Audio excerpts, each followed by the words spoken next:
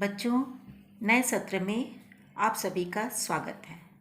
मैं आपकी मनोविज्ञान की अध्यापिका विभा मैडम। कक्षा 12 के मनोविज्ञान विषय के पहले अध्याय का प्रारंभ हम आज करने जा रहे हैं। बच्चों, पहला पाठ आपका है व्यवहार का दैहिक आधार। पूर्व कक्षाओं के आधार पर आप सभी को पता है कि मनोविज्ञान व्यवहार का विज्ञान कहलाता है। मनोविज्ञान में मनुष्य को एक मनोशारीरिक प्राणी माना गया है। व्यक्ति का संपूर्ण व्यवहार शरीर के माध्यम से ही प्रदर्शित होता है। व्यवहार का निर्धारण भी शरीर के द्वारा ही होता है।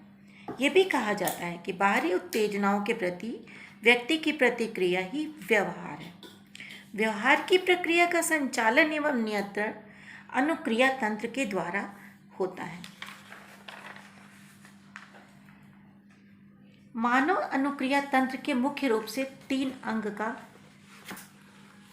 अंग या भाग है, जिन्हें क्रमशः संग्राहक, प्रभावक तथा तंत्रिका तंत्र या स्नायु संस्थान कहा जाता है। अनुक्रिया तंत्र या अनुक्रिया प्रक्रम में सर्वाधिक महत्वपूर्ण भूमिका निभाने वाली सबसे छोटी इकाई को स्नायु कोशिका अथवा न्यूरॉन कहते हैं। तो सबसे पहले हमें स्नायु कोशिका का ही पूरा परिचय करना है। अब हम आते हैं बच्चों स्नायु कोश या न्यूरॉन। समस्त जीवित प्राणियों या शारीरिक असंख्य जीवित कोशिकाओं से निर्मित होता है।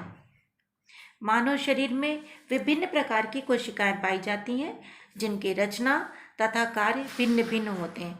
शरीर की कुछ कोशिकाएं मिलकर के मांसपेशियों का निर्माण करती हैं, जबकि कुछ अन्य कोशिकाएं शरीर की हड्डियों का निर्माण करती हैं। इसी प्रकार से शरीर में एक अन्य प्रकार की कोशिकाएं भी पाई जाती हैं, जिनका मुख्य कार्य स्नायु प्रवाहों या आवेगों को चलाना या ढोना होता है। इस प्रकार की कोशिकाओं को ही स्नायु कोशिका या स्नायु कोश अथवा न्यूरॉन कहा जाता है। अतः हम कह सकते हैं कि शरीर में स्नायु प्रवाह ढोने का कार्य करने वाली कोशिकाओं को ही स्नायु कोश या न्यूरॉन कहा जाता है। स्नायु प्रवाह से ही व्यवहार का परिचालन होता है। तो स्नायु कोशिका की जब हम बात करते हैं तो उसकी बनावट, उसकी रचना कैसे हुई है, उसका स्वरूप क्या है, इसकी बात करनी आवश्यक है। तो बच्चों, सबसे पहले हम स्नायु कोश अथवा न्यूरॉन की रचना और उसके कार्यों के बारे में बात करेंगे। स्नायु कोश की अथवा न्यूरॉन की रचना विशिष्ट होती है। स्नायु कोश के 3 भाग होते हैं, जिन्हें क्रमशः जीवकोश, वृक्षिका अथवा वृक्ष तंतु तथा अक्ष तंतु अथवा एक्सॉन कहते हैं। अब हम इन तीनों ही भागों का चित्र आपको हम दिखाते हैं। ध्यान से देखिए बच्चों, ये हमारा स्नायु कोश है। इस स्नायु कोश के 3 भाग हैं। ये पहला जीव कोश, वृक्ष तंतु और अक्ष तंतु।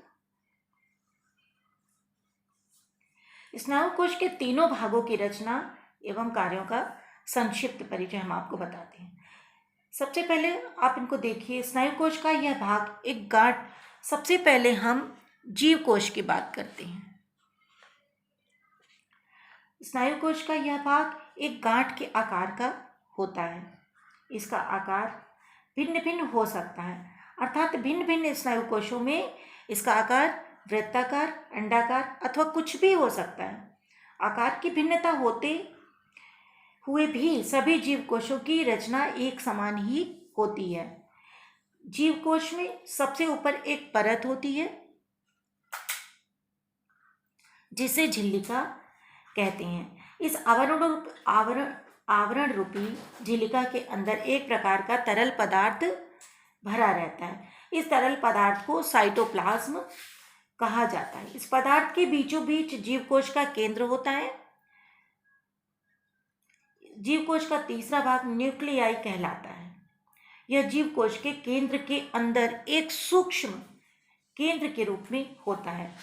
स्नायु कोश या न्यूरॉन की संरचना में जीव कोश का विशेष महत्व है, अर्थात जीव कोश न्यूरॉन का एक महत्वपूर्ण भाग है। स्नायु तंत्र में चलने वाला प्रत्येक स्नायु प्रवाह या स्नायु आवेग अनिवार्य रूप से न्यूरॉन के जीव कोश से ही होकर गुजरता है।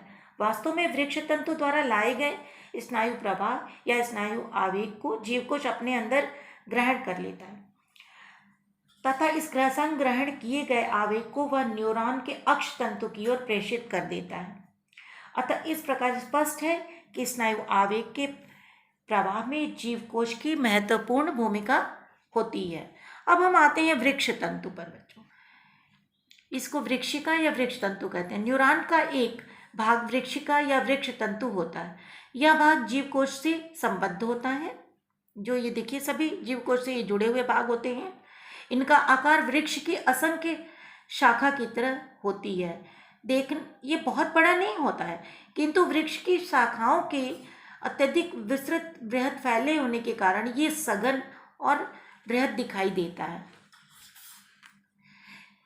इससे न्यूरॉन का ग्राही तंतु भी कहा जाता है। न्यूरॉन के इस भाग अथवा वृक्ष तंतु के द्वारा मुख्य रूप से 2 कार्य संपन्न किए जाते हैं। वृक्ष तंतु प्रथम कार्य स्नायु प्रवाह के आवेग को ग्रहण करता है। वृक्ष तंतु के इसी कार्य को ध्यान में रखकर इसे ग्राही तंतु कहा जाता है। वृक्ष तंतु का दूसरा कार्य ग्रहण किए गए स्नायु प्रवाह को जीव कोश को प्रदान करना। इस प्रकार स्पष्ट है कि वृक्ष तंतु स्नायु प्रवाह को ग्रहण करता है तथा उसे अग्रसर करने में महत्वपूर्ण भूमिका निभाता है।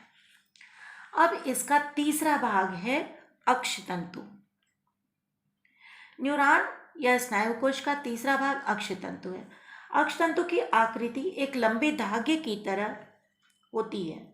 अक्ष तंतु न्यूरॉन के जीव कोश से जुड़ा होता है। ध्यान से देखा जाए तो अक्ष तंतु जीव कोश से निकलने वाले एक पतली दुम की तरह दुम के समान होता है। अक्ष तंतु में अधिक शाखाएं नहीं होती हैं, अर्थात जिस प्रकार वृक्ष तंतु की सघन शाखाएं होती हैं वैसी घनी शाखाएं अक्ष तंतु में नहीं होती। अक्ष तंतु के किनारे पर पतले झाड़ के रूप में कुछ शाखाएं दिखती हैं जिन्हें एंड ब्रश कहते हैं।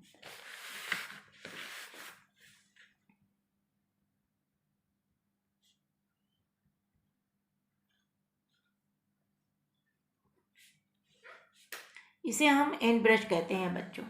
यदि न्यूरॉन की पारस्परिक संबद्धता को इन छितरी हुई शाखाओं को एंड ब्रश कहते हैं।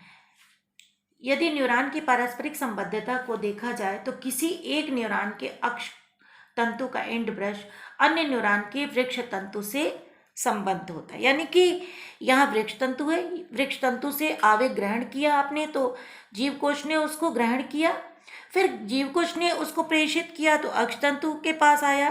फिर अक्ष तंतु का जो एंड ब्रश है यहाँ पर, ये अक्ष तंतु का एंड ब्रश है, यहाँ से आपका वृक्ष तंतु अन्य वृक्ष तंतु जुड़ा होता है फिर से, तो ये प्रवाह यहाँ से फिर दूसरे वृक्ष तंतु में प्रवाहित हो जाता है।